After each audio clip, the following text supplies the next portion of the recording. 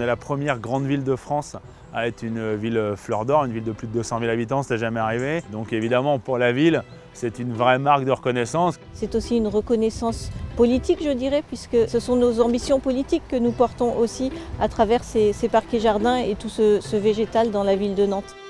Ce prix nous montre aussi que nous sommes sur la bonne voie dans nos ambitions politiques, puisque sur ce mandat, nous portons encore plusieurs projets sur la végétalisation de la ville, comme la débitumisation, comme la végétalisation des cours d'école, comme la préservation de la biodiversité des espaces naturels, un des critères d'ailleurs de la fleur d'or que manifestement nous avons rempli.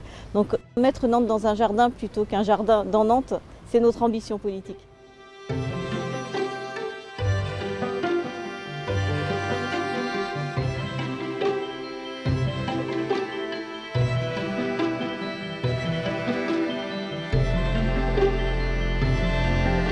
Le fait que notre travail se fasse aussi bien dans les quartiers politiques de la ville qu'en centre-ville, que des grandes zones de nature, voilà, cette même implication dans l'ensemble de la ville, ça a été reconnu. On a visité des sites emblématiques. Le jardin extraordinaire dans lequel nous sommes là, puisqu'il a été victoire nationale du paysage, sa cascade, son histoire, font que voilà, c'est un site vraiment emblématique.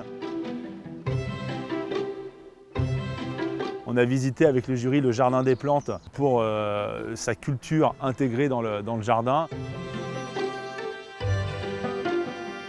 Et on les a emmenés à Jungle Intérieur, donc une œuvre dans le cadre du voyage à Nantes réalisée par Evor, une cour d'immeuble qui était atroce et qui s'est transformée en un morceau de paradis.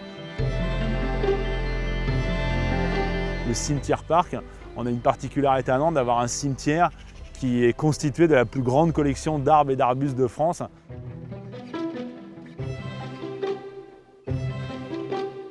Et puis le dernier site, on est allé sur le square d'Avier, notamment pour ces paysages nourriciers à la fois gérés par les jardiniers productifs et aussi gérés par des habitants pour une autre partie en mode participatif.